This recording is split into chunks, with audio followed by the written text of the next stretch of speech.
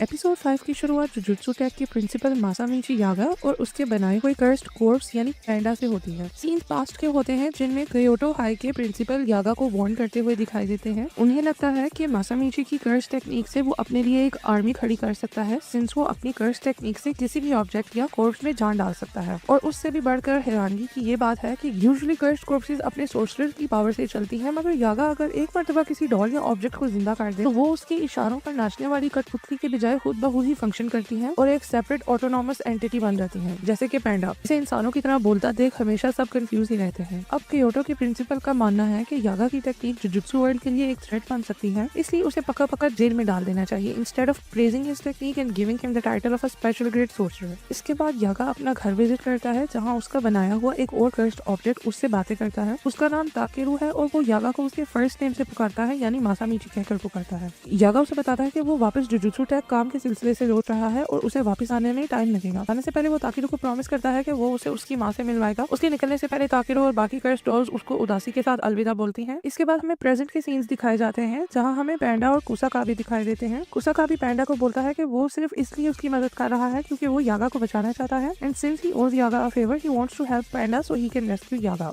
Scenes वापस माजी की ओर लौटते हैं, जहाँ यागा ताकेरू को गार्डन में लेकर जाता है, जहाँ वो एक आदमी और व्हील चेयर पर बैठी एक औरत को वेलकम करता है। वो उन्हें एडवांस में वार्न करता है कि वो जिस ताकेरू को पेश करने जा रहा है वो उनका छोटा बेटा ताकेरू नहीं है, जो कि रियल लाइफ में मर चुका है, क्योंकि वो एक कर्स्ड ऑब्जेक्ट है जिसके अंदर उसने ताकेरू की सोल इन्फॉर्मेशन एंड पर्सनैलिटी डाली हुई है। इसके बावजूद ताकेरू की माँ उसे देखकर अपनी व्हील चेयर से उठकर उसकी ओर भागने की कोशिश करती है, मगर गिर जाती है। अब सीन वापस प्रेजेंट में आते हैं और हमें यागा दिखाया जाता है on the run after headquarters ने उसे मौत की सजा सुना दी थी for thinking that he cooperated the Shibuya incident. रास्ते में उसे क्योटो हाई के प्रिंसिपल, जिनका नाम योशिनोबु गाकुगाजी है, गली में घेर लेते हैं। वो उसे फोर्स करते हैं कि वो अपनी सीक्रेट टेक्निक रिवील करे, जिसके जरिए वो डॉल्स में जान डालकर उन्हें ऑटोनॉमस बना देता है। ऑटोनॉमस मींस खुद ब खुद चलने वाला जीन। उसके बाद गाकुगाजी अपनी कर्स टेक्निक साउंड एम्पलीफायर का इस्तेमाल करते हुए अपनी गिटार की आवाज को कर्स्ड वेव्स में तब्दील करके यागा की ओर एमिट करता है, जिनसे यागा की छाती पर बहुत गहरे घाव बन जाते हैं और वो मौत का सामना करते हुए दिखाई देता है। जब वो रोड के किनारे मर रहा होता है, वो रिवील करता है कि सबसे पहले वो किसी भी बॉडी की इन्फॉर्मेशन को सोल इन्फॉर्मेशन में तब्दील करता है, जिसके बाद वो उसे कर्स्ड ऑब्जेक्ट की कोर में प्लेस करता है। वो अगला मेन राज फाश करता है, ये बताते हुए कि ये सब काफी नहीं, बल्कि कर्स्ड ऑब्जेक्ट को ऑटोनॉमस बनाने के लिए वो एक ऑब्जेक्ट में 3 कंपैटिबल सोल्स डालता है, यानी कि ऐसी सोल्स जो एक दूसरे से मिलती हो और उनकी अच्छी बॉन्डिंग बनती हो। वो अपनी कर्स टेक्निक से मेक श्योर करता है कि वो सोल्स हर टाइम एक दूसरे को ऑब्जर्व करती रहे, जिसकी बदौलत ऑब्जेक्ट्स में फाइनली सेल्फ अवेयरनेस पैदा होती है और वो ऑटोनॉमस बन जाते हैं। ये सुनकर गाकुगाजी शॉक हो जाता है। उसी वक्त वहाँ पर पैंडा एंट्री मारता है, जो कि यागा का बनाया हुआ कर्स्ड ऑब्जेक्ट है। वो गाकुगाजी पर हमला नहीं करता क्योंकि ये उसकी नेचर में नहीं है। वो उल्टा यागा को अपनी बाहों में थामे रोना शुरू कर देता है। सीन्स फाइनली हमारे लीड्स यूजी एंड मेगुमी की तरफ शिफ्ट होते हैं। उन्हें टेंगन की बताई हुई बातें याद आती हैं, जो कि उन्हें हाकारी के सीक्रेट फाइट क्लब की लोकेशन बताता है और सावधान रहने के लिए बोलता है, क्योंकि हाकारी के फाइट क्लब में काफी कर्स्ड यूजर्स मौजूद हैं। मेगुमी को टेंगन से पता चलता है कि हाकारी सॉर्सरर्स की लड़ाई करवाता है in front of non sorcerers to make money, जो कि जुजुत्सु हेडक्वार्टर्स के सीक्रेसी आर्टिकल्स को वायलेट करता है। अब मेगुमी और यूजी फाइनली फाइट क्लब की बिल्डिंग के बाहर पहुंचते हैं। मेगुमी यूजी को कपड़े चेंज करने का बोलता है, क्योंकि उसे लगता है कि अगर हाकारी को पता चला कि ये जुजुत्सु हाई से हैं तो वो भाग निकलेगा। यूजी मजाक में पूछता है कि वो लोग भला कब जुजुत्सु वालों के साथ हैं, सिंस वो गोजो को सपोर्ट करते हैं। मेगुमी बोलता है कि भाई हम ग्रे जोन में हैं और ऐसा सिर्फ हाकारी को लगता है बुद्धू, हम एक्चुअली जुजुत्सु वालों की तरफ से नहीं हैं। अब गैराज में हाकारी के सिक्योरिटी गार्ड्स उन्हें रोकते हैं। मेगुमी अचानक से बड़े बड़े झूठ बोलकर गार्ड्स को कन्विंस करता है कि हम यहाँ फाइट क्लब में पार्टिसिपेट करने आए हैं। गार्ड्स फाइट क्लब मूवी की रेफरेंस देते हुए बोलते हैं कि तुम्हें नहीं पता, फाइट क्लब का पहला रूल है that you do not talk about fight club. Megumi झट से बोलता है कि उसने उस बंदे को कत्ल कर दिया था जिसके मुंह से इस फाइट क्लब का गलती से जिक्र निकला। गार्ड्स अचानक से बुद्धू बन जाते हैं क्योंकि हाल ही में उनका एक फाइटर गायब हुआ था। मेगुमी यूजी का नाम दर्ज करवाता है as a fighter since he thinks he is better than him. साथ ही गार्ड्स को हाकारी की कॉल आती है, जो सिर्फ यूजी को अंदर आने की परमिशन देता है। मेगुमी फिर भी उसके साथ आगे बढ़ता है। रास्ते में वो अपने प्लान की सारी स्ट्रेटेजी डिस्कस करते हैं। मेगुमी बाहर रहकर पार्किंग लॉट में छानबीन करेगा, जबकि यूजी पूरी बिल्डिंग में झांका-तांकी करेगा और हाकारी से मिलने की कोशिश करेगा। मेगुमी यूजी को झूठ बोलने का कहता है, क्योंकि उसे लगता है कि अगर उनकी असलियत आपको पता चल गई तो उनके हाकारी के मिलने के चांसेस कम हो जाएंगे, और फिलहाल ये बहुत जरूरी है कि वो हाकारी को ढूंढकर उसे अपने साथ कलिंग गेम में शामिल करें, क्योंकि यूटा ने साफ साफ बोल दिया है कि हाकारी उससे भी ज्यादा ताकतवर है। कलिंग गेम्स को भी सिर्फ 9 दिन रह गए हैं, अगर उन्होंने इन दिनों में पार्टिसिपेट ना किया तो वो लोग मारे जाएंगे। अब यूजी फाइनली अंदर पहुंचता है, जहाँ वो गार्ड से चपड़ी चपड़ी बातें करके हाकारी की जानकारी निकलवाने की कोशिश करता है। गार्ड उसे सबसे पहले 2 मेन रूल्स बताता है। Rule number 1 is that Yuji is not allowed to run away. उसे वही फाइट करेगा जहाँ ऑडियंस उसे देख सके, और दूसरा रूल ये है कि वो अपनी कर्स टेक्निक्स नहीं यूज कर सकता। बुद्धू यूजी को लगता है कि ये रूल सेफ्टी के लिए बनाया गया है, इसलिए वो कॉन्फिडेंस के साथ बोलता है कि उसे कोई मसला नहीं है अगर वो टेक्निक्स यूज कर भी लेगा। गार्ड उसी वक्त उसे याद दिलाता है कि उनकी ऑडियंस नॉन सॉर्सरर्स है, व्हिच मींस वो उनकी कर्स टेक्निक्स को नहीं देख सकते। अगर वो होने वाली फाइट देख ही नहीं सकते तो वो इंटरेस्ट कैसे लेंगे, और अगर वो इंटरेस्ट ही नहीं लेंगे तो वो कैसे पैसा निछावर करेंगे। आगे बढ़ते हुए वो यूजी को फाइनली बताता है कि हाकारी से तब ही मिला जा सकता है जब आप उसको इम्प्रेस कर जाओ और वो आपके लिए फेक फाइट्स प्लान करे। यानी कि हाकारी पैसों के चक्करों में मैच फिक्सिंग भी करवाता है और उन मैचेस को एंटरटेनिंग बनाने के लिए वो मैचेस की स्क्रिप्ट खुद लिखता है। यूजी जल्द ही रिंग में उतरता है अपने ओपोनेंट से लड़ने के लिए, ये सोचकर कि आज तो उसे हाकारी को इम्प्रेस करना ही है। जब वो आगे बढ़ता है तो उसे पता चलता है कि उसका अपोनेंट और कोई नहीं, अपना पैंडा ही है। पैंडा भी उसे देखकर खुश हो जाता है। दूसरी तरफ हमें हाकारी दिखाया जाता है जो अपनी गर्लफ्रेंड किरारा के साथ मॉनिटर रूम में बैठा होता है। उसे पैंडा के पास मैचेस से यकीन हो गया है कि पैंडा को हराना आसान काम नहीं, मगर उसकी बात गलत निकलती है जब पैंडा यूजी के साथ इशारों में हारने का प्लान बना लेता है। वो यूजी बहुत ही बेकार किस्म की फेक फाइट करते हैं एंड शैडो बॉक्सिंग करते हैं। यूजी छलांगे लगाकर हर स्टोरी पर जाके ऑडियंस के सामने फाइट करता है, जिससे क्राउड बहुत ही एंटरटेन होती है और चीयर करती है। इन द एंड पैंडा खुद नीचे गिर जाता है और हार खा लेता है, जिससे हाकारी इंप्रेस होकर यूजी को अपने पास बुलवाने का अंदेशा अपने गार्ड को देता है। किरारा उसे पूछती है कि वो भला कैसे किसी से भी मिलने को तैयार हो गया है। वो उसे बोलता है तुम मेरी सिक्योरिटी जो मौजूद हो तो मुझे कैसा डर। वो किरारा को भेजता है टू रिसीव यूजी। दूसरी तरफ पैंडा पार्किंग लॉट में मेगमी को मिलता है और बताता है कि कैसे वो इस फाइट क्लब में फंस गया था इन ऑर्डर टू अप्रोच हाकारी। वो बताता है कि हाकारी मॉनिटर रूम में बैठता है जिसके ऊपर किरारा ने एक ऐसा बैरियर बना रखा है जो सबको उस रूम से उतना ही दूर करता जाता है जितना कि वो उस रूम के करीब होना चाहे। इसी वजह से पैंडा ने बहुत कोशिश की मगर वो बैरियर नहीं तोड़ पाया और हाकारी को नहीं कन्फ्रंट कर पाया। उसे अब यूजी की टेंशन होने लगती है सिंस उसे मालूम है कि यूजी अपना कवर इजीली ब्लो कर देगा सिंस उसे झूठ बोलना नहीं आता। अब किरारा यूजी को रिसीव करती है और हाकारी के ऑफिस में ले जाती है। हाकारी एक अपॉर्चुनिस्ट निकलता है जो कि यूजी को जॉब ऑफर करता है। वो बोलता है कि मेरा 1 घंटे के लिए काम करने से तुम मिलियंस बना सकते हो, मगर क्या काम है वो जानने के लिए तुम्हें मुझे 2 लाख देने होंगे। बातों ही बातों में वो यूजी को बताता है कि उसकी यही स्कीम है लोगों से पैसे बटोरने की, और दूसरी ये कि वो गैम्बलिंग पसंद करता है। वो गैम्बलिंग सिर्फ पसंद ही नहीं करता बल्कि उसे अपना पैशन और असूल मानता है। उसे लगता है कि गैम्बलिंग खुद बुरी चीज नहीं है बल्कि लोग इसे तभी बुरा मानते हैं जब वो इसमें हारते हैं। लिहाजा वो सबको एक झूठी तसल्ली देकर उनके पैशन को गैम्बलिंग के थ्रू कंट्रोल करना चाहता है। वो यूजी को बोर्ड में पोजीशन भी ऑफर करता है, ये बोलते हुए कि मुल्क के जो हालात हो रखे हैं बिकॉज ऑफ सोर्सरर्स जिनका पर्दाफाश हो गया है एंड हेडक्वार्टर्स जो हिल चुका है, ये सब का फायदा उठाते हुए वो अपने इलीगल बिजनेस को एक्सपेंड करना चाहता है। वो यूजी के लिए शराब भी निकालता है मगर यूजी मना करता है पीने से, ये बोलकर के वो अंडर एज है। हाकारी को लगता है कि यूजी इसलिए नहीं पी रहा क्योंकि इसको बहुत जल्द चढ़ती है। अचानक से हाकारी को किरारा की कॉल आना शुरू हो जाती है जो बंद होने का नाम नहीं लेती। हाकारी उसको इग्नोर करते हुए गोजो को याद करता है और बताता है कि गोजो भी ऐसा बंदा है जिसको बहुत जल्दी चढ़ती है। यूजी एकदम नर्वस होकर उसे बोलता है कि भाई गोजो कौन है, वो पहली बार ये नाम सुन रहा है। ये सुनते ही हाकारी को उस पर शक हो जाता है और वो उसे कहता है कि सोर्सरर होते हुए तुम्हें गोजो का नहीं पता, इसका मतलब तुम सच में जुजुत्सु हाई की तरफ से हो। इससे पहले यूजी अपनी उसे स्टोरी एक्सप्लेन करे, हाकारी उस पर हमला बोल देता है और बताता है कि किरारा उसे फोन के थ्रू इशारा ही कर रही थी कि यूजी इज अ मोल। और इसी के साथ हमारा 5वां एपिसोड खत्म होता है। एपिसोड 5 की शुरुआत होती है मेगमी से जो कि शैडोज में मूव करते करते हाकारी की फाइट क्लब की सिक्योरिटी को एम्बुश करते दिखाई देता है ताकि वो फाइट क्लब के अंदर घुस सके। प्लान को आगे बढ़ाने के लिए पैंडा भी उसकी मदद करते दिखाई देता है जो कि 2 सिक्योरिटी गार्ड्स के सामने क्यू रखते करता है। जो ही वो उसके पास आते हैं पैंडा उन्हें पलक झपकने से पहले मार गिराता है और मेगमी को लेकर मॉनिटर रूम की ओर बढ़ता है ताकि वो दोनों यूजी को बचा सकें क्योंकि उन्हें मालूम है कि यूजी ज्यादा देर हाकारी के सामने नहीं टिक पाएगा since he is too innocent to lie. अब वो रास्ते में किरारा को गुजरते देखते हैं। पैंडा उसे देखकर एकदम सोच में पड़ जाता है कि आखिर ये हाकारी के साथ क्यों नहीं है, यानी लाजमी कुछ गड़बड़ है। इतने में ही किरारा भी पैंडा और मेगमी को देख लेती है। उसकी मेमोरी इतनी शार्प होती है कि वो मेगमी को गैराज वाली सीसीटीवी फुटेज से फौरन पहचान लेती है। वो सोचती है कि अगर पैंडा इसे अंदर तक ले आया है इट मींस कि ये सब लाजमी जुजुत्सु हाई वालों की तरफ से किसी एजेंडा के साथ यहाँ आए हैं। साथ ही उसे याद आती है कि बाप रे पिंक पानों वाला लड़का भी इन्हीं लोगों के साथ आया था, यानी यूजी भी जुजुत्सु वालों की तरफ से है। वो फौरन से हाकारी को फोन करती है तो make him aware about Yuji being an impostor. उसकी यही कॉल पिछली एपिसोड में कॉन्टेक्स्ट ऐड करता है कि किरारा को कैसे शक पड़ा यूजी लोगों पर और उसने क्यों हाकारी को एपिसोड 5 के एंड में कॉल की और कैसे हाकारी उसकी कॉल के आते ही यूजी पर टूट पड़ा। न मूविंग ऑन, मेगमी किरारा को कॉल मिलाते देख उस पर हमला कर देता है। वो अपनी 10 शैडोज कर्स टेक्निक इस्तेमाल करता है, अपने शिकिगामी डीमन डॉग को समन करता है जो कि किरारा पर हमला करता है। जो ही वो डॉग किरारा के पास पहुंचता है एक बहुत ही स्ट्रॉन्ग फोर्स उसे पीछे की तरफ पुश करती है जिससे वो जहाँ मेगमी के ऊपर गिरता है। इससे मेगमी को रियलाइज होता है कि पैंडा ने उसे पहले ही बताया हुआ था किरारा की कर्स टेक्निक के बारे में, वो क्या पावर होल्ड करती है।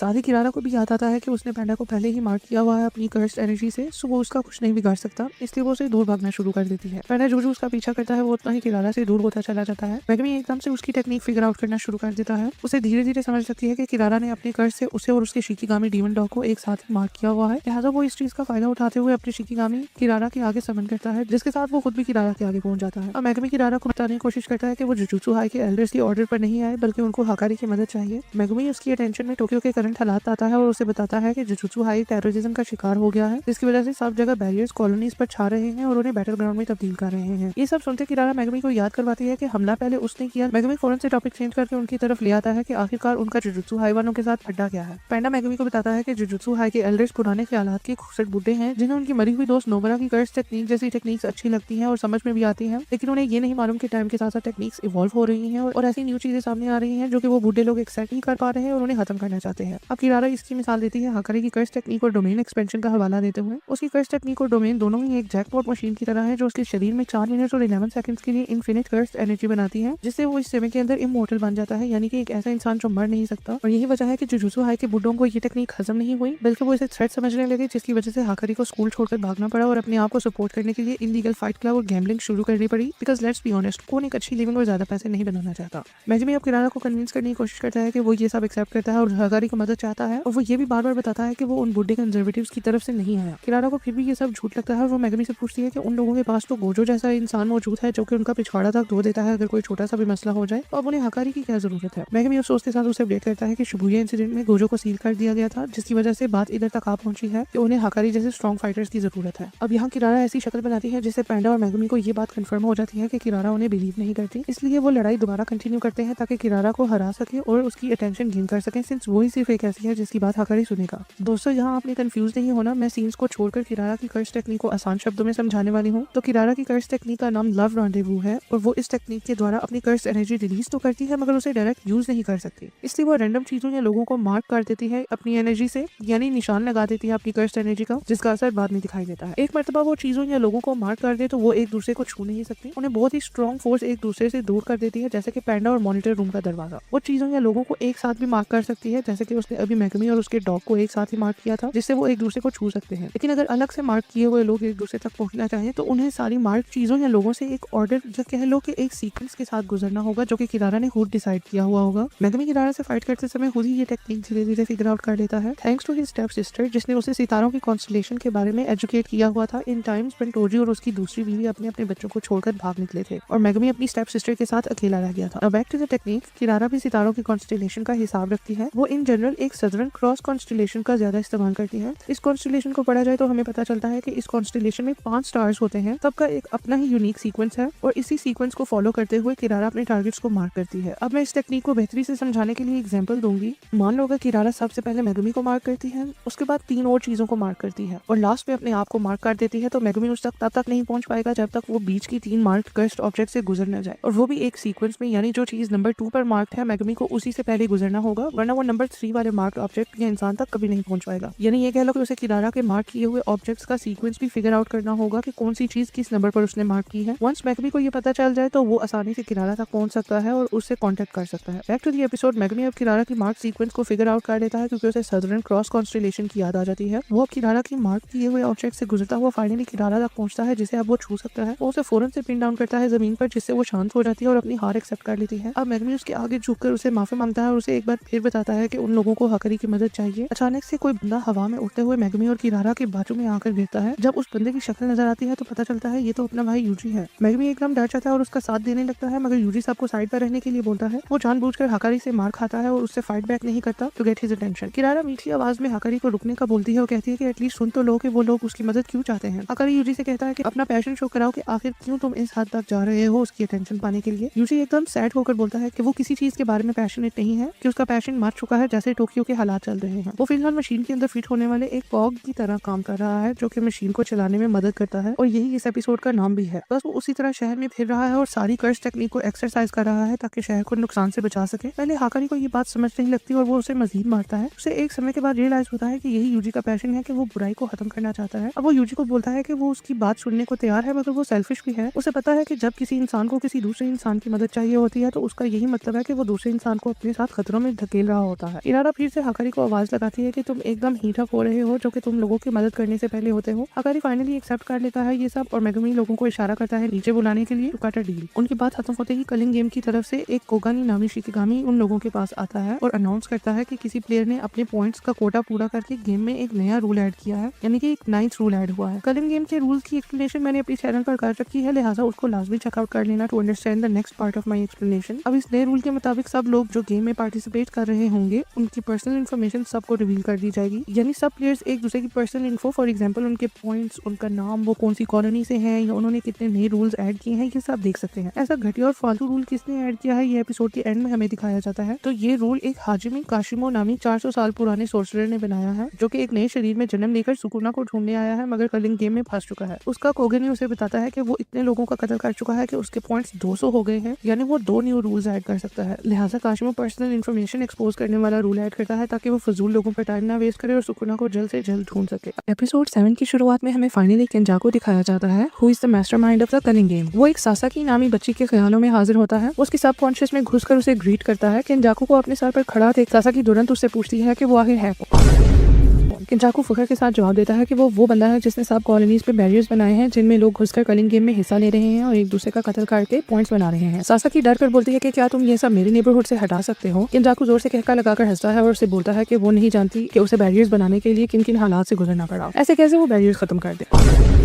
इस दौरान वो सासाकी को बातों में ये बताता है कि कलिंग गेम का हेडक्वार्टर एक बाजू ही में पाए जाने वाला एग्जीक्यूशन सेंटर है जहां लोगों को सजा के तौर पर कत्ल किया जाता था। वो फाइनली सासाकी को ऑप्शन देता है कि वो या तो बैरियर के अंदर रहकर लड़े या फिर बैरियर से बाहर निकल जाए। ये ऑफर केंजाकू तकरीबन हर बंदे को दे रहा है शुरुआत में, और ये चॉइस सिर्फ एक ही बार सबको ऑफर होगी। वो सासाकी को बताता है कि अगर वो बाहर निकलना चाहती है तो उसका बस हाथ थाम ले और वो जागने पर बैरियर के बाहर होगी। अब सासाकी उसका हाथ थामती है और वहाँ से अंधेरे की ओर धीरे धीरे चलना शुरू कर देती है। जब वो अपनी सबकॉन्शियस से निकलकर शहर में पहुंचती है तो केंजाकू उसे शुक्रिया बोलता है for being a good friend to his son. Sasaki एकदम कंफ्यूज हो जाती है कि ये आखिर कौन से बेटे की बात कर रहा है। वो अचानक से जागती है और अपने आप को बैरियर के बाहर पाती है और लोगों के साथ। क्राउड में उसे अपने हाई स्कूल के ओकल्ट क्लब का मेंबर इगुची मिलता है। जी हाँ, यहाँ से हमें पता चलता है कि सासाकी और इगुची यूजी के हाई स्कूल फ्रेंड्स हैं जो कि मिलकर हॉरर रहस्य सॉल्व किया करते थे सीजन 1 में, और इन सब ने ही मिलकर सुकुना की पहली फिंगर ढूंढी थी जो कि केंजाकू ने खुद ही प्लांट की थी जब वो सुगुरु की बॉडी में नया आया था। सासाकी इगुची से कैच अप करती है जिसके दौरान उसे रियलाइज होता है कि केंजाकू शायद यूजी की बात कर रहा था, पर उसे समझ नहीं लगती कि ऐसा कैसे हो सकता है। ये तो सिर्फ हम ही जानते हैं कि केंजाकू यूजी की मॉमी के शरीर में घुसकर यूजी के पिता के थ्रू प्रेग्नेंट हुआ था for the sake of his master plan, जो कि हमें आगे पता चलने वाला है। अब सीन यूजी लोगों के ग्रुप की तरफ आते हैं। अकारी फाइनली शांत होकर उनकी बातें सुनने के लिए बैठता है उनके साथ। यूजी और मैगमी उसे बताते हैं कि उनके हालात टाइट चल रहे हैं क्योंकि गोजो को सील कर दिया गया है। अकारी को बहुत बुरा शॉक लगता है, उसका बिहेवियर अब टोटली चेंज हो चुका है और वो अब काफी फ्रेंडली दिखाई देता है। हालात को देखते हुए पैंडा सबको बताता है कि उनके प्रिंसिपल भी मर चुके हैं। सबको पैंडा के लिए बुरा लगता है क्योंकि प्रिंसिपल यागा उसके पिता की तरह थे, मगर पैंडा बहुत ही जिगरे वाला बंदा होता है। वो बोलता है कि यार उसके पिता शिबुया इंसिडेंट में नहीं मारे गए बल्कि गाकुगान जी के साथ लड़ाई करते वक्त मारे गए। इवन तो वो यागा की मौत पर फूट फूट कर रोया था, वो अब सबको दिलासे देता है कि कोई बात नहीं, सब ठीक हो जाएगा। हकारी को भी दुख होता है कि जो दो वाहिद बंदे उसके साथ अच्छा बर्ताव करते थे वो दोनों ही ऐसे हालात से गुजरे, एक मारा गया और एक सील हो गया। ये सब सुनने के बाद हकारी फाइनली उनकी मदद करने को तैयार होता है। वो वॉलंटियर करता है कि वो उनके प्लान में हिस्सा लेकर कलिंग गेम को खत्म करने की कोशिश करेगा, मगर ये बोलता है कि इस सब के बदले में उन सबको उसका एक काम करना होगा। जब वो पूछते हैं कि कैसा काम, तो वो खिचखिचाते हुए बोलता है कि जुजुत्सु वानों के लॉस को चेंज करने में उसकी मदद करनी होगी ताकि वो भागना बंद करे और सब सोर्सर्स में इज्जत के साथ दोबारा इंटीग्रेट हो सके। उसे ये काम नहायत ही मुश्किल दिखाई पड़ता है, लेकिन यूजी सुख का सांस लेते हुए बोलता है कि इसमें तो कोई बड़ी बात ही नहीं, ये बहुत ही आसान काम है उनके लिए। अगर इसको डांटने ही लगता है इस बात पर कि मैगमी बीच में आकर बोलता है कि वो उसकी मदद करेगा सिंस वो ज़ेनिन क्लैन का सरबराह बन चुका है। अकारी को ऐसा झटका लगता है जैसे कि उसका जैकपॉट लग गया हो। वो मन ही मन में सोचता है कि गोजो और यागा से ज्यादा शौक तो उसे इस बात पर हुआ है। उसे मैगमी की बात सुनकर तसल्ली हो जाती है कि जुजुत्सु हाई की 3 बिग फैमिलीज में से एक फैमिली उसका सपोर्ट अगर करे तो लॉज वाकई ही उसकी फेवर में चेंज हो सकते हैं। अगर ये एकदम मीठा बांधकर मैगमी को दोस्त बनने की ऑफर लगाता है। यहाँ इन बुद्धुओं को आइडिया ही नहीं कि माकी दीदी ने ज़ेनिन क्लैन का वजूद तक मिटा दिया है। अब मैगमी कोई क्लैन का हेड नहीं है। पैंडा खुश हो जाता है और सबको कहता है कि आप डिसाइड करो कि कौन सा बंदा कौन सी कॉलोनी में जाएगा, और याद करता है कि यूटा पहले ही एक कॉलोनी में गया हुआ है। अचानक से एक कोगानी हाजिर होता है डिंग डोंग करते हुए। इस दफा कोगानी रिवील करता है कि वो रूल शूल बताने नहीं आया मगर उसे असाइन किया गया है फॉर यूजी। यूजी अचानक से हैरान होता है कि उसने अभी गेम में हिस्सा ही नहीं लिया तो उसे कोगानी कैसे असाइन हो गया। यहाँ हमें पता चलता है कि केंजाकू इस कदर चालाक कर्स था कि उसने हजारों साल पुराने सोर्सरर्स के साथ अलग अलग से पैक्ट साइन किए हुए थे कि वो उनको कर्स ऑब्जेक्ट बनाकर रीइनकार्नेट करेगा नए लोगों के शरीर में, मगर बदले में उन्हें उसके इशारों पर चलना होगा। सिंस उसने यही पैक्ट सुकुना के साथ भी साइन किया हुआ था तो सुकुना यूजी के नाम पर ऑटोमेटिकली गेम में पार्टिसिपेंट बन चुका है। सिंस उन सबको न्यू रूल का पिछले एपिसोड में पता चला था, यूजी अपने कोगानी को ऑर्डर देता है कि वो सब प्लेयर्स की इन्फॉर्मेशन उसे बताए। कोगानी अपने पेट में स्क्रीन खोलता है जिसमें यूजी स्क्रॉल करते हुए पार्टिसिपेंट्स के स्कोर्स चेक करता है। मैगमी उसे बोलता है कि ऐसी सेटिंग रखो जिसमें हमें सिर्फ 100 या 100 से ऊपर वाले पॉइंट्स वाले पार्टिसिपेंट्स शो हो। कोगानी उसकी नहीं सुनता सिंस वो सिर्फ यूजी को साइन किया गया है। अब यूजी से सेम ऑर्डर देता है तो कोगानी प्लेयर्स को सर्च करने लगता है। जितनी देर वो सर्च करता है मैगमी अपना दिमाग लड़ाता है और रियलाइज करता है कि गेम में 2 ही तरह के प्लेयर्स हैं। नंबर 1 पर वो हैं जो कि उसकी बहन सुमिकी की तरह जबरदस्ती गेम में ऐड कर दिए गए हैं और अब वो बैरियर से बाहर निकलने की कोशिश में है। एंड नंबर 2 पर केंजाकू के रिवाइव किए हुए पुराने जमाने के कर्सेस जो कि गेम में कोई इंटरेस्ट नहीं रखते, बस ऐसे ही रैंडमली लोगों का कत्ल कर रहे हैं और पॉइंट्स बना रहे हैं जब तक उनका अपना मकसद पूरा नहीं हो जाता। यूजी को फाइनली मैगमी के प्लान की समझ लगती है कि वो ज्यादा पॉइंट्स वाले प्लेयर्स को ढूंढ रहा है ताकि वो उनको कन्विंस करके उनके पॉइंट्स यूज कर सके और ऐसे रूल्स ऐड करवा सके जिनसे मैगमी की बहन सुमिकी आजाद हो सके। कोगानी 100 या 100 से ज्यादा पॉइंट्स वाले लोगों के नाम लेता है। उसकी लिस्ट में नंबर 1 पर काशिमा होता है with 100 points after adding a new rule, जो कि फिलहाल कॉलोनी नंबर 1 में है। एंड नंबर 2 पर हिगुरुमा है with 102 points in colony number 2। अब मेगमी सबको याद दिलाता है कि सबसे पहले उन्हें रूल नंबर 8 की रुकावट से बचना होगा।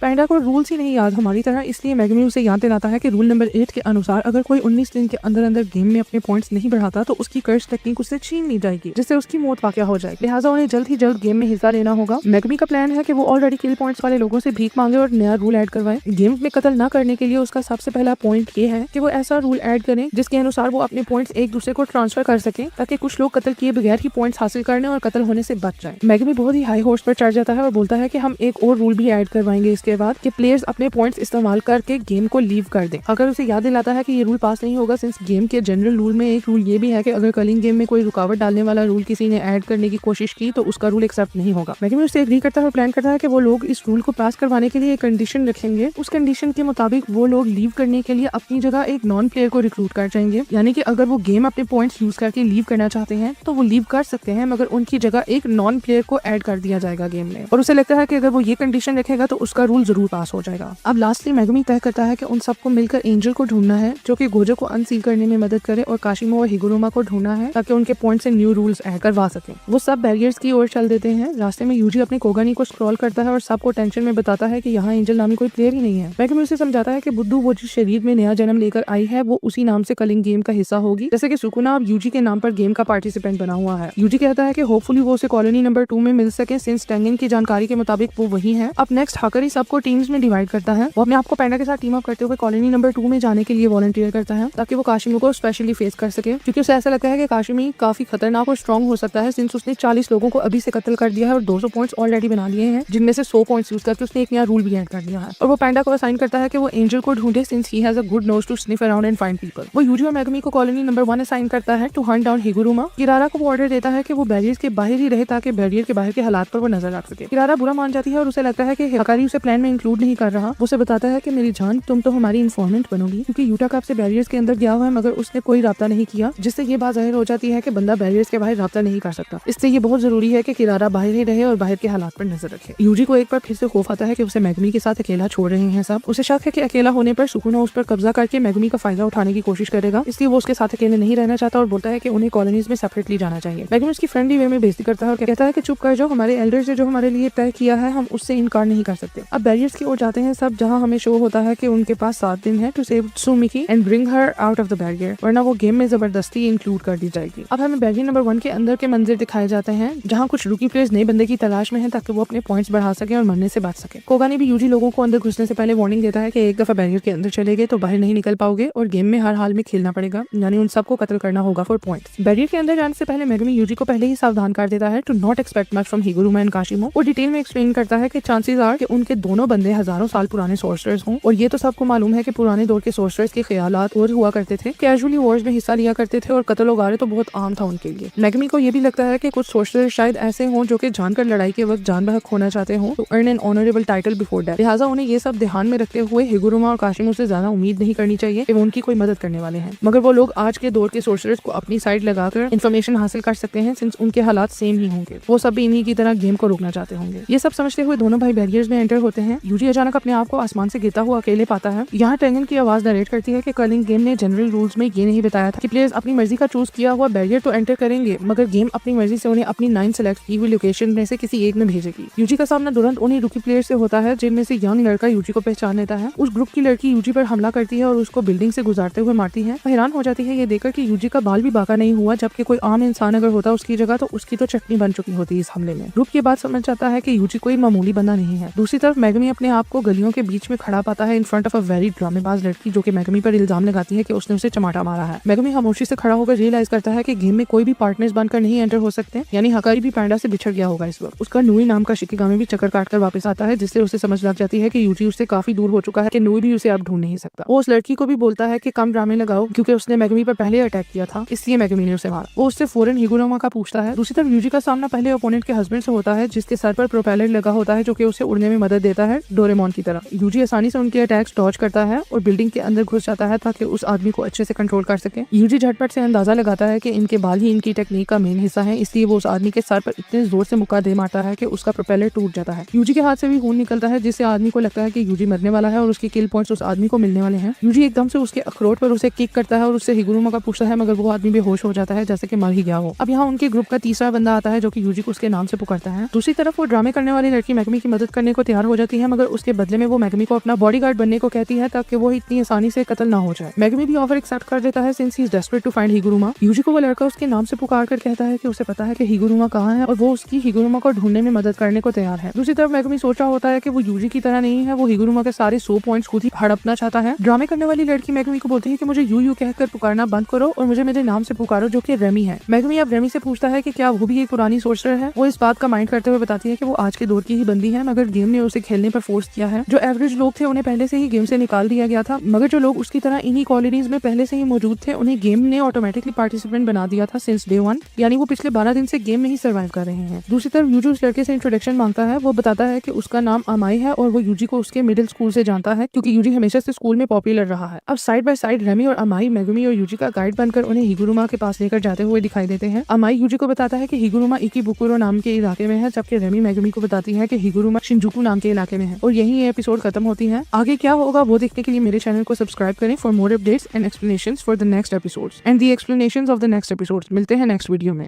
कैसे हो दोस्तों, welcome back to my channel. Jujutsu Kaisen season 3 की एपिसोड फाइनली 2 हफ्तों बाद रिलीज हो ही गई है।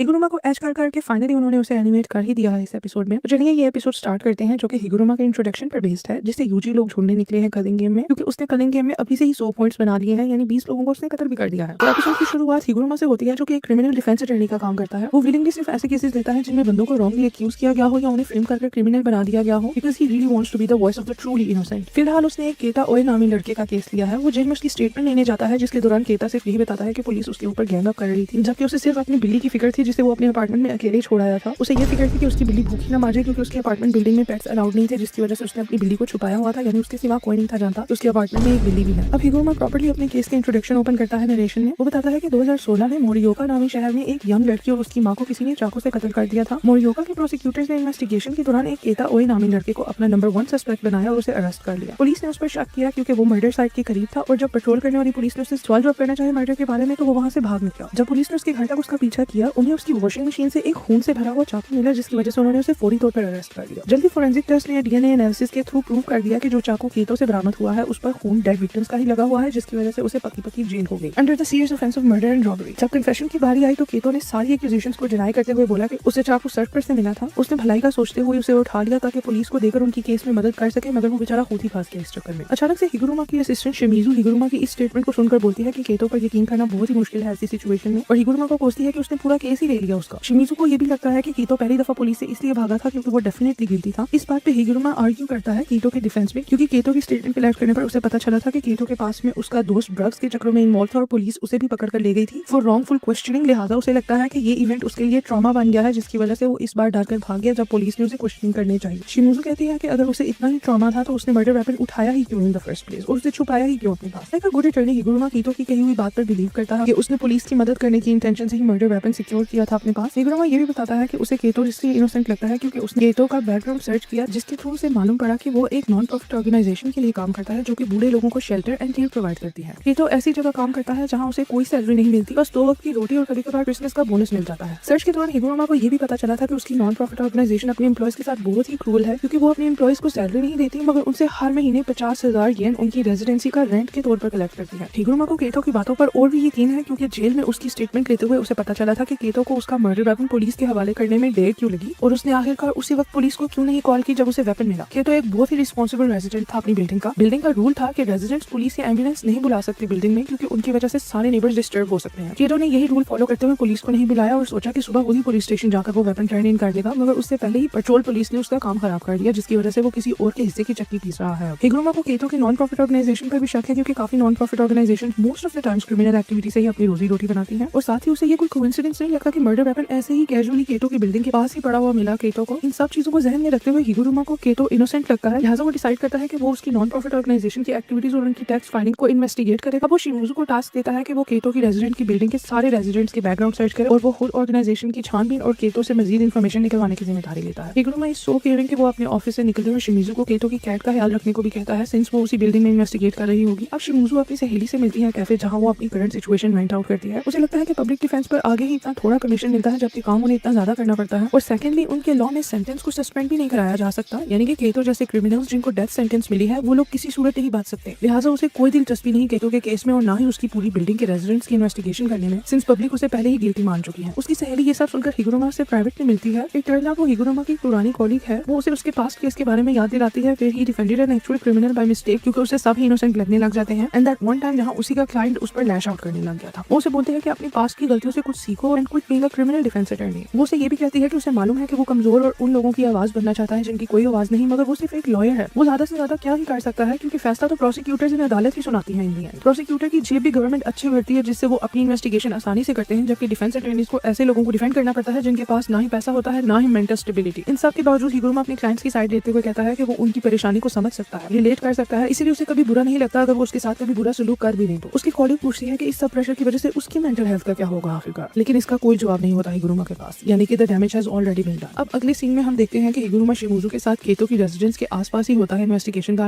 वहाँ उसे स्ट्रीट कैमरास नजर आते हैं जिनकी फुटेज के थ्रू वो केटो को इनोसेंट प्रूव करवा देता है कोर्ट में, क्योंकि फुटेज कंफर्म कर देती है कि केटो बाजू वाले स्टोर में बैठा हुआ खाना खा रहा था जब मर्डर हुआ। शिमोजू खुश हो जाती है एक पल के लिए, मगर हिगुरुमा एकदम डिप्रेस हो जाता है, क्योंकि उसे पास्ट एक्सपीरियंस की वजह से पता है कि प्रोसिक्यूटर्स अपील करके तब तक रीट्रायल्स करवाते रहेंगे जब तक केटो को डेथ सेंटेंस ना दिलवा दें। This thought takes a toll on his mental health. वो और शिमोजू केटो को जेल फिर से विजिट करने जाते हैं, जहां शिमोजू हल्के फुल्के जोक्स करके टेंशन खत्म करने की कोशिश करती है, सिंस मैटर सीरियस हो गया है। केटो हिगुरुमा का शुक्रिया अदा करता है, मगर हिगुरुमा बहुत ही मस्कीन शक्ल बनाकर कहता है कि अभी शुक्रिया अदा मत करो उसका, since they have to go through with the retrial. केटो रोते हुए कहता है कि वो शुक्रिया उसकी सर्विस का नहीं अदा कर रहा, बल्कि इस बात का कर रहा है जहां सारी पब्लिक उसके खिलाफ हो गई है, वो वाहिद है जिसने उसका बिलीव किया। अब सीन्स बढ़ते हैं दूसरे ट्रायल की तरफ, जहां प्रोसिक्यूटर्स अपनी पॉलिटिकल पावर यूज करते हुए वर्डिक्ट उल्टा करवा देते हैं और केटो को डेथ सेंटेंस दिलवा ही देते हैं आखिरकार, without submitting any new evidence. यानी कि जज सिर्फ उनकी एक्यूजेटरी स्टेटमेंट पर केटो को डेथ सेंटेंस दे देता है। मिड ट्रायल हिगुरुमा रियलाइज करता है कि तीसरा ट्रायल बहुत ही मुश्किल है, सिंस केटो गिल्टी प्रूव कर दिया गया है, जिससे उसे लगता है कि सब कुछ पहले ही फिक्स हुआ था, यानी कि ये पहले ही तय था कि केटो को कोर्ट में गिल्टी प्रूव किया जाएगा, इनोसेंट नहीं। इस दौरान हिगुरुमा को अपनी कॉलीग के साथ की जाने वाली बातें दोबारा याद आती हैं, जिनमें वो एडमिट करता है कि उसे कोई हीरो कॉम्प्लेक्स नहीं है कि वो वीक को प्रोटेक्ट करे, मगर ये उसकी एक बुरी आदत है। जब कोई भी गलत चीज उसकी आंखों के सामने हो रही हो तो उसे नजरअंदाज नहीं कर सकता, और यही आदत उसे ले डूबी है। वो ये भी डिस्कस करता है कि गॉडेस ऑफ जस्टिस अपनी आंखों पर पट्टी बांधती है ताकि उसका फैसला एकदम फेयर हो, जबकि लोग बाकी सब चीजों को नजरअंदाज करने के लिए अपनी आंखों पर पट्टी बांध देते हैं ताकि वो लोग अपनी आंख को प्रोटेक्ट कर सके। अब भाई ने बात तो एकदम पते की है, और वो भी बहुत ही इम्पैक्टफुल। लोगों की हरकत की वजह से वो कभी भी नहीं रोक सकता अपनी आंख को, जब उसके सामने बुराई हो रही हो या कोई मददगार अपना हाथ उसके आगे फैला रहा हो। जब वो इन बातों को रियलाइज कर रहा होता है तो किंजाकू शिबुया इंसिडेंट के दौरान अपनी मैसिव कर्स रिलीज करता है, जिसकी वजह से हिगुरुमा जैसे परेशान और डेस्परेट लोग अपनी कर्स टेक्निक्स अवेक कर लेते हैं। कोर्ट में वो अचानक से गुस्से से जज का हैमर अपने टेबल पर मारता है और सबको कहता है कि वापस आओ, we are having another retrial. इसी दौरान उसकी कर्स टेक्निक अवेक होती है और उसका शिकिगामी उसके पीछे स्पॉन होता है, जिसका नाम जजमैन है। ये इतना पावरफुल शिकिगामी है कि मेगुमी का शिकिगामी इसके सामने मच्छर का पाद लगता है। इस केस को छोड़ के हिगुरुमा कलिंग गेम में चला जाता है। यहाँ से सीन्स दोबारा कलिंग गेम की ओर आते हैं, जहाँ रेमी और अमाई दोनों हिगुरुमा की अलग अलग लोकेशंस बताते हैं यूजी एंड मेगुमी को, यानी इनमें से कोई एक गलत है, यानी इम्पोस्टर है। इतने में ही हम एक डेंजरस प्लेयर को देखते हैं जिसका नाम रेजी है। वो सुकुना के दौर का इवल सोर्सर है, जिसे किंजाकू ने दूसरा जन्म देकर इस गेम में ऐड कर दिया है। वो फिलहाल वेट कर रहा है कि उसकी अपॉइंट की हुई लड़की कब नया बकरा लेकर आएगी उसके लिए, यानी कि इम्पोस्टर रेमी ही है, जो कि फिलहाल मेगुमी के साथ है। दूसरी तरफ हमें अमाई का पास दिखाया जाता है, जहाँ वो एक मोटे लड़के को बुली होता देख रहा होता है। वो खुद कुछ नहीं करता उसकी मदद के लिए, बल्कि वेट करता है कि कब वो मोटा बर्दाश्त करना बंद करे और अपने आप को खुद डिफेंड करे पुलिस के अगेंस्ट। इतने में ही यूजी वहाँ आ जाता है। अमाई ने पिछले एपिसोड में यूजी को बताया था कि यूजी उसी के स्कूल से है, मगर यूजी को याद नहीं आती है बात। उसे अमाई इसलिए नहीं याद क्योंकि वो अमाई के साथ से ही गुजर के मोटे लड़के को पुलिस से बचाता है और पुलिस की खूब धुलाई करता है। अमाई की तरह खड़े होकर तमाशा नहीं देखता। वो पुलिस को मारकर वहाँ से चला जाता है, which leaves an impression on अमाई, और अब वो भी यूजी की तरह बनना चाहता है। लिहाजा ही इज अ गुड पर्सन जो यूजी को हिगुरुमा की एग्जैक्ट लोकेशन पर ले जाता है, रिवीलिंग दैट हिगुरुमा की बेस एक थिएटर है। दूसरी तरफ रेमी बहला फुसलाकर मेगुमी को अपनी बेस में ले जाती है, ये बोलते हुए कि वहाँ से हिगुरुमा तक पहुंचना ज्यादा आसान है। बैक टू अमाई साइड, वो यूजी को बताता है कि उसे हिगुरुमा से बहुत डर लगता है, क्योंकि हिगुरुमा पिछले 12 दिनों में उसके प्रोपेलर वाले दोस्त की काफी बार धुलाई कर चुका है। यूजी को ये सुनकर हंसी आ जाती है, क्योंकि उसने भी कलिंग गेम में आते साथ ही उस प्रोपेलर वाले दोस्त की धुलाई की थी। अब यूजी अमाई को बाहर ही रहने को बोलता है और खुद थिएटर के अंदर चला जाता है। दूसरी साइड रेमी मेगुमी को बेस में लाती है, जहाँ रेजी पहले ही उसका इंतजार कर रहा होता है। मेगुमी बिना टाइम वेस्ट किए अपने शिकिगामी स्पॉन करता है। सीन्स हिगुरुमा की तरफ शिफ्ट होते हैं, जिसका बैथटब वाला सीन फाइनली इतने इंतजार के बाद एनिमेट होता है। वो थिएटर के स्टेज पर एक बैथटब में कपड़ों समेत लेटा होता है, which goes to show कि he is a complete changed person now। Yuji को देखने पर वो अजीब बातें चालू हो जाता है और बताता है कि आप उसके लिए कुछ भी नहीं मैटर करता और वो अपने आप को चैलेंज कर रहा है टू डू थिंग्स जो कि वो नॉर्मली कभी भी ना करे। ये बंदा इस हद तक सत्या गया है कि गेम में वो 20 लोगों को कत्ल भी कर चुका है और 100 पॉइंट्स भी बना चुका है। यूजी को मेगुमी की बात याद आती है कि उन्होंने सिर्फ आज के दौर के सोर्सर्स को ही अप्रोच करना है। उसे रियलाइज होता है कि हिगुरुमा की कर्स टेक्निक अभी गेम में ही एक्टिवेट हुई है, इसलिए वो उससे साफ मुद्दे की बात पर आता है। दूसरी तरफ रेजी मेगुमी का टाइम वेस्ट करता है ये पूछते हुए कि क्या उसे मालूम है कि कलिंग गेम है भी क्या चीज। मेगुमी जल्दी में उसे बताता है कि उसे मालूम है कि कलिंग गेम किनजाकू ने चालू की है ताकि वो लोग उन जैसे प्लेयर्स के थ्रू इतनी कर्स्ट एनर्जी इकट्ठी कर सके, वो पूरे जापान के लोगों को सोर्सर बनाकर दुनिया का सबसे बेहतर एंड सुपीरियर मुल्क बन सके। अभी वो टेंगन की बातों से नहीं बताता और ये बात रास ही लगता है कि टेंगन ने उन सबको बताया हुआ है कि किनजाकू टेंगन को इस्तेमाल करके सारी पॉपुलेशन को सोर्सर बनाने की सोच रहा है। रेजी उसके लिए कहानियां बजाता है और पूछता है कि वो तो किनजाकू को भी जानता होगा फिर अगर उसे सब कुछ पता है गेम के बारे में। दूसरी तरफ यूजी हिगुरुमा से मदद मांगता है कलिंग गेम रुकवाने के लिए। वो हिचकिचाते हुए बोलता है कि वो यूजी लोगों को उसके 100 पॉइंट्स यूज करने दे ताकि वो रूल ऐड करवा के किलिंग वाला रूल निकलवा सके, क्योंकि it's inhuman to kill one another for point. Higuruma Yuji को अपने पॉइंट्स इस्तेमाल करने से मना कर देता है और बोलता है कि उसे इस गेम में एक्चुअल पोटेंशियल नजर आ रहा है, यानी कि गेम का मकसद उसे समझ आ रहा है और गेम के रूल भी एकदम गॉडेस ऑफ जस्टिस की तरफ फेयर है, जिसकी वजह से वो इस गेम को राइटफुली तरीके से खेलेगा और किल्स देकर पॉइंट्स बनाएगा। दूसरी तरफ रेजी मेगुमी को बताता है कि जिसने भी उसे कलिंग गेम के बारे में बताया है गलत बताया है, क्योंकि कलिंग गेम का मकसद कर्स्ट एनर्जी कलेक्ट करना नहीं है। शायद ये चीज प्लान बी और प्लान सी हो, मगर मेन प्लान कभी भी नहीं। उसे ये बात झूठी 3 रीजंस की वजह से लगती है। Reason 1 is number of players, reason 2 is the strength gap between the players and reason 3 is barrier rules. वो अपने आप को फर्दर एक्सप्लेन करने के लिए एस्टिमेट लगाता है कि अगर 1000 लोग भी 10 कॉलोनीज में इक्वली डिवाइड किए जाए तो हर कॉलोनी में सिर्फ 100 प्लेयर्स होंगे, जिनमें पुराने और पावरफुल सोर्सर्स भी होंगे जैसे कि काशिमो, या फिर न्यू सोर्सर्स होंगे लाइक हिगुरुमा जो कि बाकी लोगों से काफी ताकतवर है। रेजी मेगुमी को बताता है कि इन दोनों ने ही फिलहाल मिलकर 60 लोगों को मार दिया है, तो सोचो हर कॉलोनी में इन जैसा एक न एक सोर्सर तो जरूर होगा और वहाँ के क्या हालात होंगे। यानी इससे ये बात जाहिर हो जाती है कि वीक प्लेयर्स पहले ही मारे जाएंगे पॉइंट्स के चक्रों में। Only strong sorcerers like Higuruma and Kashimo will get to advance. Megumi Reggie को बताता है कि इस बात का उसे पहले से ही डर था और रेजी मेगुमी की अटेंशन में दूसरी ये बात लाता है कि बैरियर्स सबको ट्रांसपोर्ट करके अलग अलग कॉलोनीज में भेज रहे हैं ताकि सब लोग एक ही जगह इकट्ठे न हो जाए। इस दौरान कुछ लोगों की कर्स टेक्निक्स की सेकंड अवेकनिंग हो रही है और कुछ लोग मारे जा रहे हैं। रेजी मेगुमी को कहता है कि अब खुद ही अंदाजा लगा लो, अगर गेम का मकसद कर्स्ट एनर्जी बनाना होता तो इस गेम में इतनी आसानी से इतने ज्यादा सोर्सर्स क्यों मर रहे होते। अगर गेम का मकसद कर्स्ट एनर्जी कलेक्ट करना होता तो वो ऐसे रूल्स न बनाती कि अच्छे से अच्छा सोर्सर ज्यादा से ज्यादा देर तक लड़ाई करे ताकि उनकी रिलीज होने वाली कर्स्ट एनर्जी को गेम कलेक्ट कर सके। दूसरी तरफ हिगुरुमा कलिंग गेम के रूल्स को जस्टिफाई करता है। वो मानता है कि ये थोड़ा अनऑर्थोडॉक्स मेथड है, मगर उसे ये बात अपने पर्सनल एक्सपीरियंस की वजह से अच्छी लगती है कि यहाँ कोई प्रोसिक्यूटर्स और जजेस नहीं बैठे जो अपनी मर्जी चलाए और फैसले सुनाए, बल्कि यहाँ जैसी करनी वैसे भरने वाला सीन है, जो कि हिगुरुमा की नजरों में फाइनली जस्टिस प्रिवेल करती है, क्योंकि मॉडर्न लॉ ने तो उसे एकदम फेल कर दिया है। अब वो यूजी को फाइट के लिए चैलेंज करता है। हिगुरुमा की स्ट्रगल और डेस्परेशन ने उसे इतना स्ट्रॉन्ग सोर्सर बना दिया है कि उसकी कर्स टेक्निक एक्टिवेट होते ही वो अपनी डोमेन को एक्सपेंड करना चालू हो गया है, जिसका नाम डेडली सेंटेंसिंग है। उसकी डोमेन में भी अदालत का सेटअप लगता है जिसमें यूजी को वो तख्तने में खड़ा कराता है। और इसी के साथ ये एपिसोड यहाँ खत्म होता है। एपिसोड 9 हिगुरुमा की डोमेन एक्सपेंशन से चालू होती है। यूजी की अभी से फाट के हाथ में आ जाती है। वो सोचता है कि हिगुरुमा ने अपनी टेक्निक तो अभी सीखी ही नहीं तो डोमेन कैसे एक्सपेंड कर दी। यूजी फिर भी हिम्मत नहीं हारता और हिगुरुमा पर वार करने के लिए आगे बढ़ता है। अब उसका मुक्का हिगुरुमा के पास आकर एकदम से रुक जाता है। हिगुरुमा एक्सप्लेन करता है कि उसकी डोमेन जो कि एक इंसाफ परस्त अदालत है, उसे और यूजी दोनों को अलाउ नहीं करती कि वो मार को टाई करें, क्योंकि उसकी अदालत इंसाफ और सुलह सफाई के साथ चलती है, एक्ट्स ऑफ वायलेंस के साथ नहीं। अब हिगुरुमा जजमैन पर सब छोड़ता है क्योंकि वो खुद सिर्फ वकालत का काम करता है। जजमैन यूजी को तकदरे में खड़ा कर एक रैंडम केस ओपन करता है। वो यूजी को एक्यूज करता है कि 2017 में जब यूजी अंडर एज था, यानी कि 18 साल से कम था उम्र में, तो उसने गैम्बलिंग की थी। जजमैन उसकी एग्जैक्ट लोकेशन एंड टाइम भी बताता है। यूजी के पसीने छूटना शुरू हो जाते हैं। अब हिगुरुमा यूजी को बताता है कि उसकी डोमेन में कोई भी कदम रखे तो जजमैन को उसके हाल ही में किए जाने वाले सब कारनामे पता चल जाते हैं। हाँ, मगर जजमैन ये इन्फॉर्मेशन हिगुरुमा से नहीं शेयर करता ताकि उसकी अदालत में इंसाफ कायम रह सके और तकदरे में खड़े हर इंसान को अपने आप को डिफेंड करने का मौका मिल सके। और अदालत का फैसला एंड पर जजमैन उनकी पेश की जाने वाली आर्ग्यूमेंट के थ्रू करेगा। गाइस, सच बताऊं तो यही बात सुनकर हिगुरुमा मेरा इजीली सबसे फेवरेट कैरेक्टर बन गया है। Because let's be honest guys, अगर हिगुरुमा की जगह कोई और उसके मसलों से गुजरता तो वो डेफिनेटली इवल बन जाता। मगर हिगुरुमा इन सब को झेलने के बावजूद भी एक एक्सेप्शनली अच्छा इंसान है जो कि ऐसी जस्टिस ला रहा है जो कि उसके मुल्क की अदालतें कभी नहीं ला पाई। अब एपिसोड में आगे बढ़ते हैं। यूजी के लिए हालात और भी टाइट हो जाते हैं जब जजमेंट हिगुरुमा को एविडेंस एक लिफाफे में प्रोवाइड करता है। हिगुरुमा क्लेम करता है कि सबूत के तौर पर जजमेंट कुछ भी पेश कर सकता है, लाजमी नहीं कि सबूत ठोस ही हो। तो गाइस, यूजी भी हमारी तरह एडीएचडी का शिकार है। वो हिगुरुमा की बातें छोड़कर उसके बैच को नोटिस करना शुरू हो जाता है और मन ही मन में सोचता है कि हिगुरुमा डिफेंस लॉयर है मगर हरकतें इसकी सारी प्रोसिक्यूटर्स वाली हैं। यहीं से यूजी को टेंगन की बातें याद आना शुरू हो जाती हैं, जो कि कुछ भी झाड़ देता है हमारा दिमाग पकाने के लिए। बात कुछ इंपॉर्टेंट नहीं मगर फिर भी एक्सप्लेन कर देती हूँ कि टेंगन यूजी लोगों को बताता है कि जब डोमेन एक्सपेंशन का कॉन्सेप्ट सोर्सरर्स के हाथ लगा था तो उन्होंने इसका इस्तेमाल करते हुए किल कंफर्म किया, यानी कि उनकी डोमेन का वाहिद मकसद यही था कि जो भी उनकी डोमेन में आए उनका कत्ल लाजमी हो। और ये तरीका इन्वेंट ही इसलिए हुआ और उन लोगों के लिए हुआ जो अपने ओपोनेंट्स को खुद से नहीं मार सकते, यानी कि उनके सामने वीक पड़ जाते हैं। अगर मॉडर्न सोर्सरर्स ने डोमेन एक्सपेंशन की रिक्वायरमेंट्स को काफी चेंज किया ताकि कम से कम लोग ही इसको इस्तेमाल कर सके। अब यूजी को समझ लगती है कि हिगुरुमा की डोमेन एक पैक्ट के थ्रू, यानी कि एक वादे या प्रॉमिस के थ्रू फॉर्म हुई है, जहाँ किल लेने के बजाय वो अपने ओपोनेंट्स को इंसाफ के साथ मौके देता है कि वो अपने आप को इनोसेंट प्रूव करके किल होने से बच सके। यही वजह है कि उसकी डोमेन में कत्ल करना अलाउ नहीं है, ना ही लड़ाई और मार कुटाई। अब ये डोमेन ऐसी क्यों है वो एपिसोड के साथ साथ ही हमें पता चलेगा। अब हिगुरुमा यूजी को बताता है कि वो अपने पर लगे हुए इल्जाम को डिफेंड करने के लिए सिर्फ एक ही स्टेटमेंट पेश कर सकता है और उसका तोड़ जवाब देने के लिए हिगुरुमा भी इंसाफ के साथ सिर्फ एक ही स्टेटमेंट पेश कर सकता है। लिहाजा उन्हें सोच समझ कर बोलना होगा जो भी बोलना होगा, और इन्हीं स्टेटमेंट्स को सुनते हुए जजमेंट अपने 6 कोर्ट्स को मद्देनजर रखकर अपना फैसला सुनाएगा। अब यहाँ एक्सप्लेन तो नहीं है, मगर आपकी नॉलेज में इजाफा करने के लिए आपको एक्सप्लेन कर ही देती हूँ कि ये 6 कोर्ट्स आखिर हैं क्या। बेसिकली हर अदालत में गॉडेस ऑफ जस्टिस का एक स्टैचू खड़ा किया जाता है जो कि 6 कोर्ट को रिप्रेजेंट करता है। इसमें कोर्ट नंबर 1 आंखों पर पट्टी होता है, जो कि ये बात जाहिर करता है कि इंसाफ गैर जानिबदार होता है, मतलब इंसाफ करते वक्त किसी की दौलत, ताकत या समाजी रुतबे को नहीं देखा जाता, सबके साथ बराबरी का सलूक होता है। कोर्ट नंबर 2 है बैलेंस और फेयरनेस, जो कि एक तराजू के थ्रू रिप्रेजेंट किया जाता है। ये इस बात की निशानदेही करता है कि फैसला करने से पहले दोनों तरफ का सबूत और बातें तोल कर देखी जाएं ताकि इंसाफ और बराबरी का फैसला हो। कोर्ट नंबर 3 एक तलवार के थ्रू रिप्रेजेंट होती है, जो कि अथॉरिटी एंड इन्फोर्समेंट को सिंबलाइज करती है। तलवार ये दिखाती है कि कानून में ताकत होती है जो जुल्म को सजा दे सकती है, झूठ को काट कर सच तक पहुंच सकती है और फैसला लागू कर सकती है। कोड नंबर 4 ऑर्डर और रूल ऑफ लॉ को रिप्रेजेंट करता है। ये कोड इस बात की निशानदेही करता है कि जस्टिस एक कुदरती और इलाही निजाम है जो सारी दुनिया को चलाता है। कोड नंबर 5 नॉलेज और ट्रूथ को रिप्रेजेंट करता है, एक स्क्रॉल की जाने वाली किताब के थ्रू। ये किताब इल्म, हिकमत और लिखे हुए कानून की निशानी होता है ताकि इंसाफ सिर्फ ताकत पर नहीं बल्कि मालूमात और सच पर मबनी हो। एंड लास्ट पर कोड नंबर 6 मोरल राइशियसनेस को रिप्रेजेंट करता है। मोरल राइशियसनेस का मतलब है इंसान के ज़मीर का अच्छा होना। गॉडेस ऑफ जस्टिस यानी कि हमारा जजमेंट एक ऐसी एंटिटी है जिसका ज़मीर अच्छा है और उसका हर फैसला इंसाफ को बरकरार रखता है और बेगुनाहों की हिफाजत करता है। अब एपिसोड की तरफ वापस आते हैं। हिगुरुमा यूजी को बताता है कि वो अपनी स्टेटमेंट 3 ही ऑप्शन से चूज करके दे सकता है, या तो वो खामोशी इख्तियार करे, या सब सच सच बोल दे, या फिर वो अपने पर लगे हुए इल्जाम को साफ साफ झूठ बोलकर डिनाई कर दे, यानी उसका इनकार कर दे। अब अगर वो इनकार करता है तो उसमें 50-50% चांसेस होंगे कि उसकी स्टेटमेंट झूठी है। यूजी हैरान होकर पूछता है कि अदालत में क्या झूठ भी बोल सकता है बंदा। हिगुरुमा डिसअपॉइंट होकर यूजी को याद दिलाता है कि अगर सब ही सच बोलने वाले होते तो अदालतों की जरूरत ही ना होती, जो कि हमारी सोसाइटी के बहुत ही अफसोसनाक सच को एक्सपोज करता है। अब यूजी सोचता है कि वो इन 3 ऑप्शंस में से कौन सी ऑप्शन चूज करे, मगर उससे पहले उसके अंदर का कीड़ा लिफाफे में पड़ी एविडेंस को ताकता है। वो सोचता है कि उसे अपनी स्टेटमेंट ऐसी देनी चाहिए कि एविडेंस के साथ मैच हो जाए, मगर उसे ये नहीं मालूम कि अब एविडेंस है क्या। अब यूजी ऑप्शन नंबर 1 ये सोचता है कि अगर सीक्रेट एविडेंस उसकी गैम्बलिंग पार्लर में हाजिरी यानी मौजूदगी को प्रूव नहीं कर रही तो उसे साफ साफ इनकार कर देना चाहिए, यानी झूठ बोल देना चाहिए, या फिर खामोश रहना चाहिए। ऑप्शन नंबर 2 में यूजी सोचता है कि अगर एविडेंस प्रूव कर दे कि ये गया था गैम्बलिंग पार्लर में, तो वो सीधा सीधा झूठ बोल देगा कि वो सिर्फ बाथरूम यूज करने के लिए गया था उस पार्लर में। मगर यूजी सोचते हुए परेशान हो जाता है कि व्हाट इफ एविडेंस प्रूव कर दे कि वो पार्लर में गया था और उसने गैम्बलिंग भी की थी, फिर तो उसी की स्टेटमेंट झूठी साबित हो जाएगी। वो ये सोचकर भी परेशान होता है कि हिगुरुमा की अदालत आखिर किस किस्म की सजा सुनाएगी उसे, कि अगर वो गिल्टी प्रूव हो भी जाए तो। इन दी एंड वो अपनी स्टेटमेंट में झूठ ही बोलता है बाथरूम वाला, मगर हिगुरुमा एविडेंस खोलता है जिसमें सीसीटीवी फुटेज से यूजी की एक फोटो खींची गई होती है while he was withdrawing cash from the gambling ATM after winning the games, जो कि प्रूव कर देता है कि यूजी सिर्फ गैम्बलिंग पार्लर में गया ही नहीं था बल्कि उसने वहाँ गैम्बलिंग भी की थी। यहाँ हिगुरुमा अपनी काउंटर आर्गुमेंट पेश करता है कि यूजी की स्टेटमेंट झूठी है। डिफरेंट लॉज एंड आर्टिकल्स का हवाला देते हुए हिगुरुमा बताता है कि यूजी को सजा नहीं मिल सकती इस बात पर क्योंकि वो अभी भी माइनर है, यानी 18 साल से कम है। मगर हिगुरुमा ये पॉइंट आउट करता है कि इन जनरल गैम्बलिंग वगैरह इलीगल है उनके लॉज में, लिहाजा जो भी इलीगल एक्टिविटी में इन्वॉल्व होगा उसे सजा जरूर मिलेगी। तो यूजी को बताता है कि वो इतना बुद्धू है कि जजमेंट ने उसे सिर्फ गैम्बलिंग पार्लर में एंट्री के लिए एक्यूज किया था, यानी चार्ज किया था, यानी कि यूजी ने गैम्बलिंग की या ना की उसका इस बात से कोई ताल्लुक नहीं था। यूजी को अपना केस जीतने के लिए सिर्फ ये बोलना था कि वो किसी भी गैम्बलिंग पार्लर को नहीं जानता, वहाँ जाना तो दूर की बात। अब जजमेंट अपना फैसला सुनाता है जिसके अनुसार यूजी गिल्टी चार्ज होता है और उसे कॉन्फिस्केशन की सजा दी जाती है, यानी कि उसकी कर्स्ड एनर्जी छीन लेने की सजा। अचानक से हिगुरुमा की डोमेन बंद होती है और हिगुरुमा यूजी पर अपने मैलेट यानी अदालत में इस्तेमाल किए जाने वाले हथौड़े से अटैक करता है। यूजी को झटका लगता है ये देखकर कि हिगुरुमा अपने मैलेट अपनी मर्जी से कहीं से भी हाजिर कर लेता है और उसका साइज भी अपनी मर्जी से छोटा बड़ा कर लेता है ड्यूरिंग दी अटैक। इस कांड पर लड़ाई में यूजी को एहसास होता है कि वो अपनी कर्स्ड एनर्जी नहीं यूज कर पा रहा। हिगुरुमा उसे बताता है कि यही अदालत की सजा है कि उसे पकड़ लिया जाए और पकड़ते वक्त लड़ाई के दौरान उसकी कर्स्ड टेक्निक वक्ती तौर पर ऑफ कर दी जाए ताकि उसे पकड़ना आसान हो। सिंस यूजी की अभी तक कर्स्ड टेक्निक ही नहीं एक्टिवेट हुई तो हिगुरुमा की अदालत ने उसकी कर्स्ड एनर्जी की कॉन्फिस्केट कर ली, यानी कि कुछ टाइम के लिए छीन ली। यूजी भी अब माकी का ही जूनियर है, वो अपनी फिजिकल स्ट्रेंथ से ही हिगुरुमा का सामना करता है जो हिगुरुमा को भी हिला देता है। इन दी एंड हिगुरुमा का मैलेट इतना बड़ा हो जाता है जो यूजी को अपने नीचे ऑलमोस्ट कुचल ही देता है, मगर यूजी एकदम से दिमाग लड़ाकर रीट्रायल की अपील कर देता है। हिगुरुमा उससे इंप्रेस हो जाता है और दोबारा अपनी डोमेन में ले आता है। इस दफा जजमेंट एक नया केस खोलता है जिसके तहत यूजी पर शिबुया इंसिडेंट में मारे जाने वाले लोगों की मौत का इल्जाम लगता है। इवन तो वो सब सुकुना ने किया था, यूजी बहुत गिल्टी फील करता करता है और बिना कुछ सोचे समझे स्टेटमेंट देता है कि हाँ वो कसूरवार है और उसे सजा मिलनी चाहिए। इस सब जजमेंट उसी वक्त अपना फैसला सुनाता है विच इज डेथ सेंटेंस। जी हाँ, यूजी को मौत की सजा सुना दी जाती है। अब डोमेन दोबारा क्लोज होती है और हिगुरुमा अपने मैलेट को उसकी तलवार में तब्दील करता है, जो कि मैंने 6 कोर्स में एक्सप्लेन की थी। In short sword of justice कह लो उसे। यूजी ने खुद अपने पैर पर कुल्हाड़ी मार दी है, मगर फिर भी वो आखिरी बार हिगुरुमा से लड़ने के लिए तैयार हो जाता है। यहाँ दोनों के बीच बहुत ही दमदार फाइट होती है गाइस। यूजी अपनी शर्ट निकाल के हिगुरुमा पर फेंकता है to trick him during the fight. Fight के दौरान ही हिगुरुमा यूजी से गुस्से में पूछता है कि भाई तूने झूठ क्यों बोला? जजमेंट ने तो एविडेंस प्रोवाइड किया था कि सब कत्ल यूजी ने नहीं बल्कि उसके अंदर पाए जाने वाले डीमन सुकुना ने किए हैं। यूजी को फिर भी लगता है कि उसी की गलती है कि वो सुकुना को अपने अंदर कंट्रोल नहीं कर पाया क्योंकि वो उस वक्त वीक था। यहाँ हिगुरुमा को बार बार अपना पास्ट याद आता है, जहाँ उसका सीनियर उससे पूछता है कि हाँ भाई फ्यूचर के क्या सीन है, आगे बढ़ने के लिए वो प्रोसिक्यूटर या जज की पोजीशन कभी एक्सेप्ट करेगा या नहीं। लॉक